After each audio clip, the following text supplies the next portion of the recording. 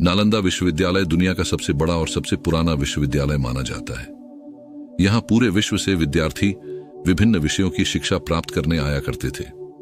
लेकिन क्या आपको इसका असली कारण पता है कि बख्तियार खिलजी ने क्यों इस भव्य विश्वविद्यालय को जला दिया था, जबकि यह कोई राजा का महल या खजाने से भरा मंदिर भी नहीं था।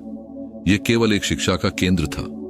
तो वास्तव में ऐसा क्या हुआ जिसके कारण बख्तियार खिलजी ने इसे पूरी तरह से नष्ट कर दिया? नालंदा एक ऐसा विश्वविद्यालय था जहां ज्ञान की प्राप्ति की कोई सीमा नहीं थी। ऐसा माना जाता है कि इसे 470 AD में गुप्ता शासक कुमार गुप्त प्रथम ने बनवाया था, और यह विश्व का प्रथम विद्यालय था जहां देश विदेश से आए छात्रों के रहने की भी व्यवस्था थी।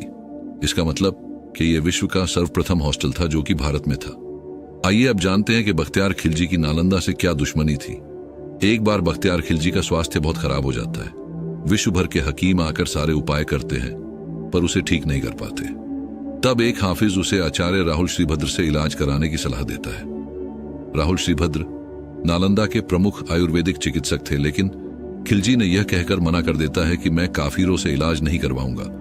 लेकिन जब उसकी तबीयत ज्यादा खराब होती है तब इलाज के लिए आचार्य राहुल श्रीभद्र को बुलाया जाता है। आचार्य के आते ही उनके सामने खिलजी ने शर्त रखी कि मैं कुरान का मानने वाला हूं और तुम्हें मुझे दवाई दिए बिना ही ठीक करना होगा।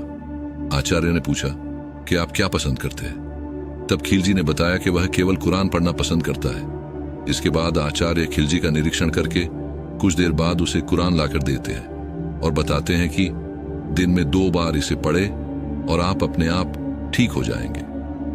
कुछ दिनों में वही कुरान पढ़ते पढ़ते खिलजी चमत्कारिक रूप से ठीक हो जाता है, और आचार्य से पूछने पर पता चलता है कि उन्होंने कुरान के पन्नों पर औषधि लगा दी थी।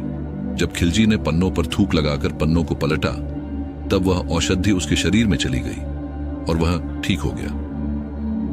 किसी और धर्म के व्यक्ति और विद्यालय के पास चिकित्सा का इतना उत्तम ज्ञान देख खिलजी की आंखें ईर्ष्या से लाल हो गई और उसने नालंदा विश्वविद्यालय को जलाकर समग्र ज्ञान को नष्ट करने का निर्णय लिया।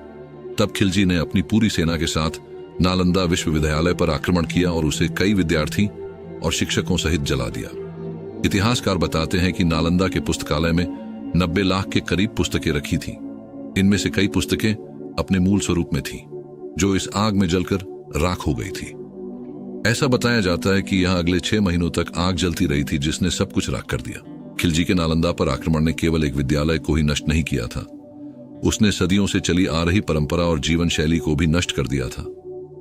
ये एक ऐसा सुनहरा इतिहास था जिसे सदियों से पीढ़ी दर पीढ़ी संजोया गया था और संभाल कर रखा गया था, जिसे खिलजी ने नष्ट करने की कोशिश की, पर हमारा सनातन इतिहास मिटाने में वह नाकामयाब रहा।